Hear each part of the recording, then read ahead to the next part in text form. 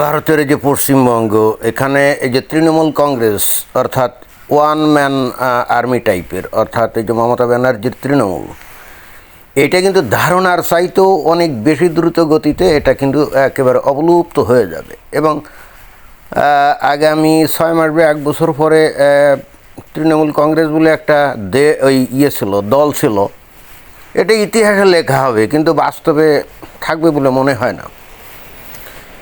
এবং আমি আগেও দু একটা ভিডিওতে আমি বলছি যে এই তৃণমূল কংগ্রেসের এটা তো বেসিক্যালি কোনো আদর্শিক দলটল না, কিছু ধান্দাবাজ টাউট বাটপাট তারা জড়িত হয়ে একটা দল তৈরি করছিল। আর ওই 2011 সালে, তার আগে 35-36 বছর ধরে বামপন্থীরা এই পশ্চিমবঙ্গে যে হাল করেছিল, মানুষ ছিল প্রচণ্ড বিরক্ত।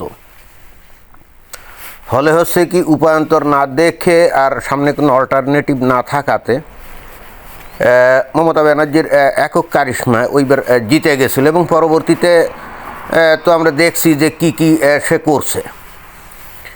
শুধুমাত্র সংখ্যালঘু মুসলিম ভোটারদের একেবারে পকেটে ভরে নিয়ে বৈতরণী পার হয়েছে। এবং সেটাও বেসিক্যালি সঠিক না। প্রথমবার নিরঙ্কুশ সংখ্যাগরিষ্ঠভাবে জিতলেও পরবর্তীগুলো গুন্ডা, মাস্তান, তারপরে বদমাস, এগুলোকে দিয়ে ভোট কেন্দ্র দখল টখল করে বস্তুত জিতত। কিন্তু কথা হচ্ছে যে এই 2011 সালে এই জনগণের স্বতঃস্ফূর্ত সমর্থন পাওয়া এই তৃণমূল কংগ্রেস এই পশ্চিমবঙ্গে কেন অতি দ্রুত অবলুপ্ত হয়ে যাবে, অর্থাৎ একবার ভ্যানিশ হয়ে যাবে, তার একটা উজ্জ্বল নমুনা কিন্তু এখানে পাওয়া যাচ্ছে।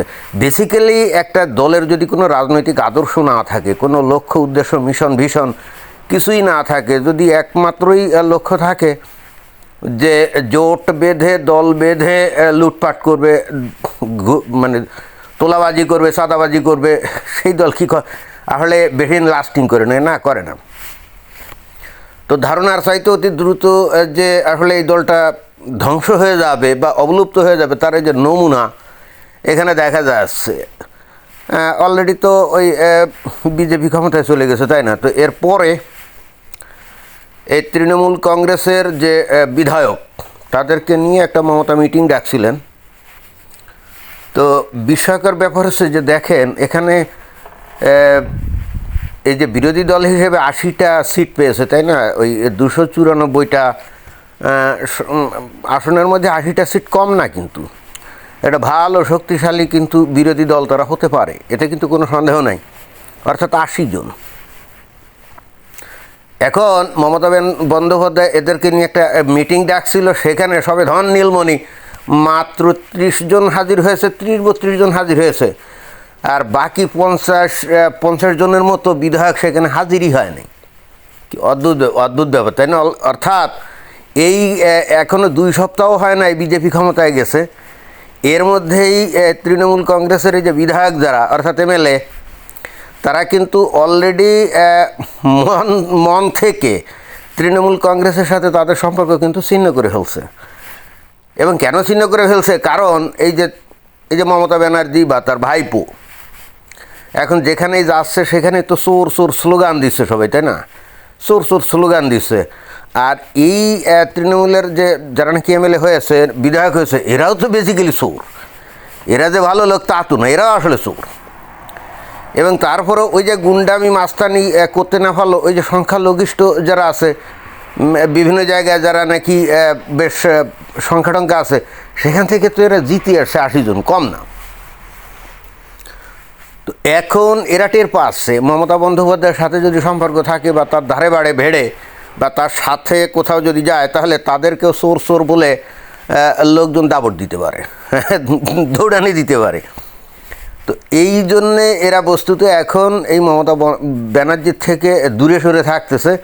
এবং ভিতরে মানে গোপনে আর কি, তলে তলে বিজেপিতে যোগদানের জন্যে তারা মনে হয় যে অধীর আগ্রহে খেলে অপেক্ষা করছে, তাই না?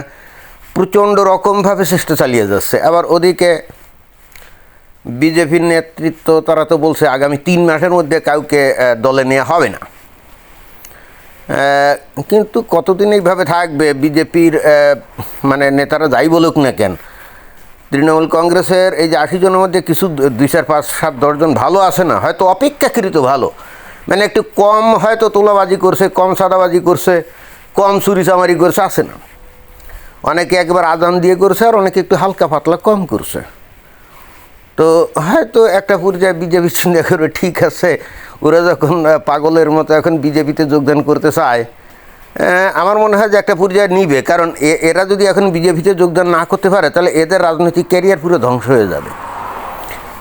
এইবার মানে 5 বছরের জন্য তো এমএলএ হলো, তাই না? এর পরবর্তীতে এমএলএ তো দূরের কথা, ওদের ওই জায়গায় বলে, আমাদের বাংলাদেশি বলি আমরা কি ইউনিয়ন পরিষদ, আর ওরা বলে কি পঞ্চায়েত। তো যদি এরা ওই বিজেপিতে যোগদান না করতে পারে, তাহলে আগামী পঞ্চায়েত ইলেকশনে আমরা বাংলাদেশে বলি যে ওই ইউনিয়নে ওই যে 9টা ওয়ার্ড আছে, এবং ওই ওয়ার্ডে যারা নির্বাচিত হয় তাদের আমরা বলি মেম্বার। এখন ভারতে পঞ্চায়েতের অধীন কি ছোটো ছোটো এরকম আছে নাকি, ওয়ার্ড টাইপের আছে মনে হয়। তো এই যে এমএলএ যারা জিতে গেছে না, সামনে 5 বছর পরে ইলেকশন দিলে ওই পঞ্চায়েতের একটা ওয়ার্ডের মেম্বার হতে পারবে আমার তো মনে হয় না। এবং সেটা তারা নিজেরা খুব ভালো করে বোঝে, এবং তারা এখন টের পাচ্ছে যে এই পশ্চিমবঙ্গের মানুষ কী ভয়ঙ্কর রকমভাবে এই তৃণমূল কংগ্রেসকে ঘৃণা করে।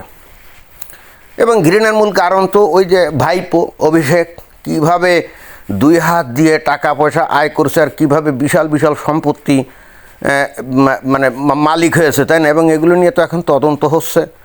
প্রথমত মানে এই যে থেকে এই যে সিটি কর্পোরেশন থেকে, কলকাতা সিটি কর্পোরেশন থেকে নোটিশ গেছে না, বাড়িগুলো ঠিকঠাক মতো বানানো হয়েছে কি না প্ল্যান মোতাবেক। এ তো গেল প্রথম। এরপরে বাড়িগুলো যে তৈরি করলো কোটি কোটি টাকা পাইলো কোথা থেকে, এগুলো আবার তদন্ত হবে না? তার মানে ছাল চামড়া তুলে দেওয়ার ব্যবস্থা কিন্তু বিজেপি করবে, কোনো মার্সি নেই, কোনো মার্সি এই কারণে নাই, কারণ এই ছেলেটা এত লম্বা লম্বা কথা, এত বড় বড় কথা বলছে, যেগুলো হলে বিজেপি কোনোভাবেই এরা মাফ করবে আমার তো মনে হয় না। তো যখন এই অভিষেকের অবস্থা এরকম কাহিল হবে, তখন এই বাকি যেগুলো আছে কোনো নীতি আদর্শের এত দল না। এতদিন মমতা জোর করে ওই নানা কায়দায় ক্ষমতা আঁকড়ে ধরে নানাভাবে এদেরকে পুষতো, আর এরাও 2 হাত দিয়ে তোলাবাজি করতো, সাদাবাজি করতো, তাই না? তো এভাবে চলতেছিল ভালোই।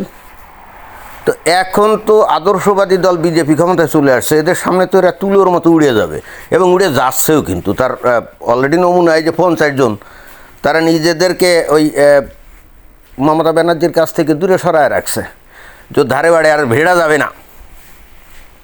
এবং আমার ধারণা ওরা ওই বিজেপিতে যোগদান না করে সম্ভবত ওই যে বিধানসভায় যে সেশন হয় না, অধিবেশন হয় না, ওখানে যোগ দেবে বলেও মনে হয় না। ওরা মনে হয় যে তৃণমূলের বিধায়ক হিসেবে যোগ দিতেও চায় না, তারা আদা জল খেয়ে লাগছে কোনোভাবে ওই বিজেপিতে যোগদান করা যায় কি না। অর্থাৎ আগামী 6 মাস পরে এই তৃণমূল কংগ্রেস দলটা এটা অতীত ইতিহাস হয়ে যাবে। এই ধরনের একটা ধান্দাবাজি টাইপের আদর্শ লক্ষ্যহীন একটা দল কখনো টিকে থাকতে পারে না। এটাই ছিল বক্তব্য। ধন্যবাদ।